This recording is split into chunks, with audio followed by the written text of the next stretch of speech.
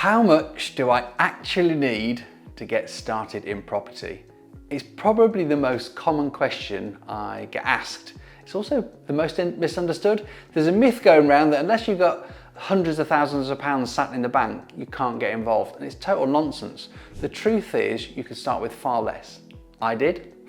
In this video, I'm going to walk you through how we help people start in property, even if they have only 30, 40, 50,000 pounds. I'm Jess, I'm a landlord.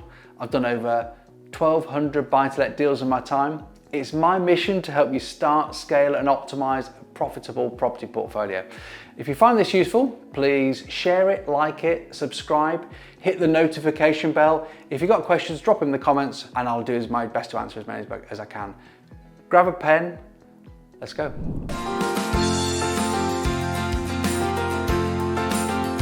Right, there's two real paths to getting started. Path A, you've got some capital, but not a lot of time or experience perhaps. And path B, you've got limited capital, but you've got energy, focus, time to learn. Both are totally valid. The key is choosing the right approach based on where you are now, not where the loudest voice on the internet says you should start with. So let's start with Path A. Now, Path A, starting with capital. If you've got somewhere between, let's say 30 to 60,000 pounds, you're in a very strong position. You don't need 100, 200,000 pounds. You don't need to buy in London. You just need to buy smart. Here's a basic breakdown of what you'll typically need to get started. A 25% deposit, a refurbish budget of maybe £10,000 isn't enough. Legals, fees, surveys, say another £10,000. You always want to keep buffer, a contingency. So, for example, on a £100,000 property, a deposit could be 25 grand, refurb 10, fees and buffer 15. Total all in, that's £50,000. And it could be less than that if you reduce the loan to value, reduce some of the costs, perhaps DIY some of the bits. That's how I started. That's enough to buy, add value, refinance and start again. The trick is to buy where the numbers work. Focus on affordability, good rents, add value, add potential. It's not flashy postcodes. It's probably somewhere smaller, further up north than the top of the M25. If you work hard, save, forego the new car and the fancy holidays, yeah, look, kids love camping more than a 5-star hotel anyway. You can get to that capital level enough to get started. Perhaps you could refinance your second home. It sounds a bit scary, but it's the cheapest loan you'll ever get. And if you put that cash to work somewhere safe, sensible, that's going to make a return, it makes financial sense. Look, I've done it myself. It works. If you don't have that kind of capital, don't panic. Let's talk about Path B, starting with time and hustle. You might be in a better position than you think actually. If you're willing to get your hands dirty, property is a relationship game. And before you bring cash, you can bring value. Here's a few ideas. You could source deals for people with capital. You could help with viewings, refurb, admin, people who are doing deals. You could do any of those things to partner on your first deal with what you call sweat equity, working for your piece of the pie whilst learning, shadowing an experienced investor.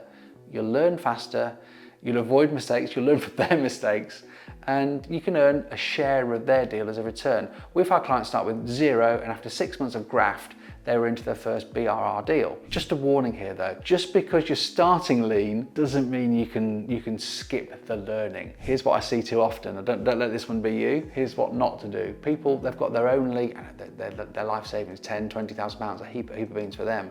But they buy a bad deal and they get stuck. They chase no money down deals. The headline figures, the new shiny area, they end up in JV nightmares. They jump in with both feet without understanding what they're getting into. They perhaps copy what they saw online without knowing the legal risk, the tax risk, any of the other implications. The result is stress, conflict, regret. The problem it's not a lack of capital, is it?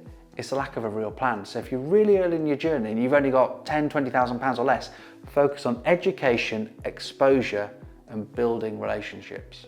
That's my best advice. The safest start, the fastest way to start small, I think, is spend time learning the full deal life cycle, buying, funding, refurbing, letting, refinancing, all the way through. Review real deals with somebody who's been there before.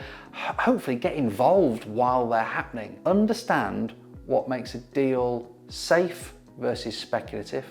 partner with people, protect yourself contractually. You don't need to rush. You just need to build the right habits, get the right inputs, and that's what sets you up to win deal after deal later on. I've got a little case study, I wrote it down over there. Let me give you an example, I've got the numbers. Real life client, they started off with £45,000, they bought a 2-bed terrace in the Northwest. It was £100,000.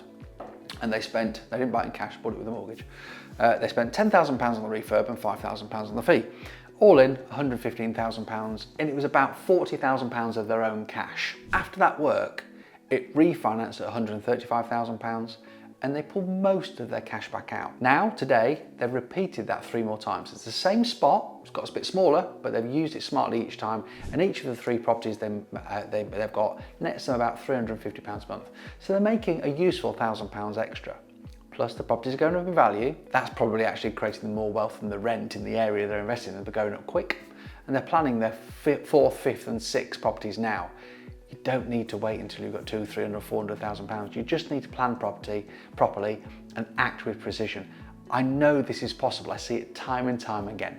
I did it myself from that low level. Get yourself the first capital pot. It doesn't have to be huge, and just get going. So, a summary. Answer the question, how much do you really need? If you've got £30,000 to £60,000, you're ready to go. You get going. Got less, use your time, energy, and value to partner. If you've got neither, then start learning today, because clarity builds confidence, and confidence attracts capital. You need a plan and someone to check your blind spots early on. Look, if you want to figure out your own best starting route, follow this channel for more real world landlord training from people who have done over 1,200 deals. I get on here as I've done 1,200 deals. There's a team. I have people that work with me. It's a team that have done 1,200 deals. Don't follow somebody who's watched a webinar, put 3 posts on Instagram, and they're working from the bedroom and they're just working on their first deal. Let us be that community for you. We'd love to be that. Get your exposure to the deal cycle. Look behind the scenes of our business at what works in a real property business. When you're ready, get in touch, join us in person, meet real landlords who are making this work, and maybe partner up. If you enjoy this, click like, subscribe, put the notification bell on to keep in touch.